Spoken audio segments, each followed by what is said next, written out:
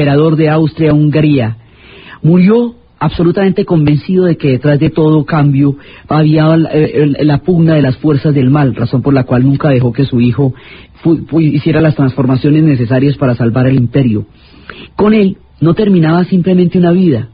Este acontecimiento significaba ya y para siempre el ocaso, el inexorable ocaso del imperio austrohúngaro, desgarrado por sus propias contradicciones, y que se veía ahora completamente roto en su carácter de Estado multinacional, habiendo estallado en pedazos en la Primera Guerra Mundial, y la muerte del emperador sella ese hecho.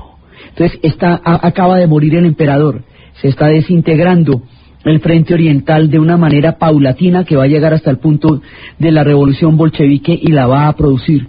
Mientras tanto, los alemanes deciden que van a mandar la guerra a los mares, pero que la van a mandar con submarinos. Más de 300 años de enfrentamiento de los europeos en los mares han creado todo un protocolo en el cual usted, para atacar un barco de guerra, pues usted puede atacar un barco de guerra con torpedos, pero si es un barco mercante, usted tiene que advertirle al barco mercante que usted es un buque de guerra o es un instrumento de guerra, y entonces darle tiempo para que evacúe, recoger a las personas que están en ese barco mercante, porque son civiles, llevarlas en su barco y hundir el barco. Ese es el protocolo que mandan después de 300 años de guerra, y eso estaba de lo más claro y de lo más delimitado. Pero esta guerra, estos ataques no van a ser con barcos mercantes, van a ser con submarinos.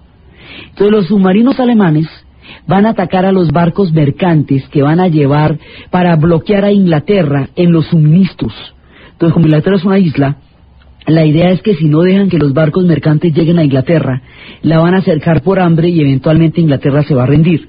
Otro de los supuestos: los ingleses no se rinden, nunca se han rendido, no se van a rendir, primero que todo. Eso es, digamos, no conocerles la talla. Segundo, el ataque de un submarino a un barco mercante rompe todos los protocolos de la guerra. Primero, porque el submarino, si se asoma para advertir su ataque, se vuelve completamente vulnerable. Segundo, porque el submarino no puede recoger a las personas del barco mercante y llevárselas para su casa porque no tiene espacio. Entonces resultan siendo ataques sorpresas contra barcos civiles, porque son mercantes. Si usted ataca un buque de guerra, eso es guerra, pero esto es un barco mercante. Esto va contra todos los protocolos. Al empezar a violar los protocolos, empiezan a romperse las reglas del juego hasta que ya no haya ninguna. Y hasta que en la siguiente guerra esto todo sea de la peor manera posible, porque ya no hay respeto por nada. Eso empieza por aquí, empieza por los gases en la trinchera, empieza por romper los protocolos marítimos que habían establecido las convenciones de lo que era un honor en la guerra. Todo esto se va perdiendo.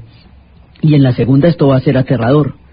Pues en una de esas, cuando están hundiendo los barcos mercantes, van y hunden un barco que, si bien tenía algunas municiones camufladas, básicamente era un barco civil.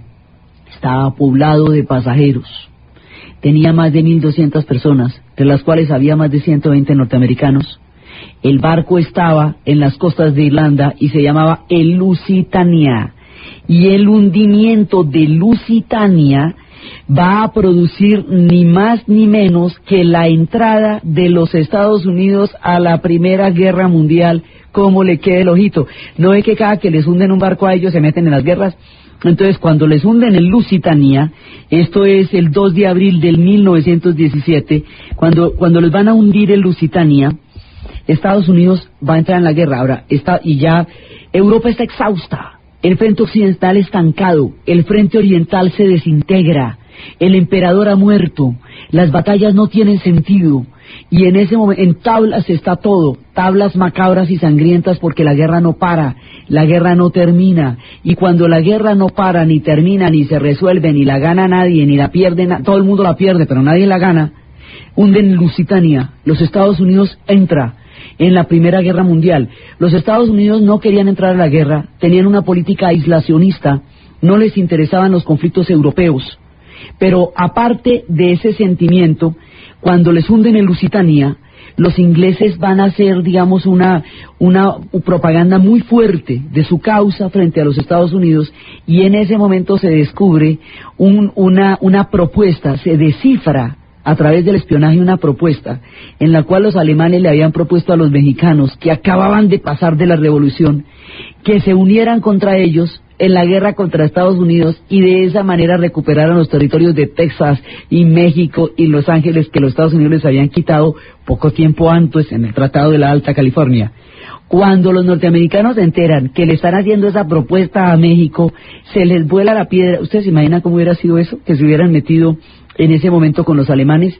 En ese momento los Estados Unidos se llena de ira por el hundimiento de Lusitania y por la propuesta de los alemanes de utilizar a México como punta de lanza contra ellos. Y eso define que finalmente se metan en la guerra, donde no querían, porque los Estados Unidos tienen una migración irlandesa enorme, y ellos son enemigos de los ingleses. Tienen una migración italiana enorme, y estos están metidos en la guerra. Tienen migraciones muy grandes de todos los países que están en guerra ahí. No era de su interés, pero en Lusitania y estos chismes de México los meten en la guerra. Así que el escenario cambia completamente. Se desintegra el frente oriental. Estados Unidos entra en la guerra. Es la última etapa. Los acontecimientos se precipitan de una manera vertiginosa. Y la manera como esto sucede, y cómo se termine la guerra, y el Tratado de Versalles, y cómo al finalizar esta guerra, de una vez ya queda lista la siguiente, es lo que vamos a ver en nuestro siguiente programa.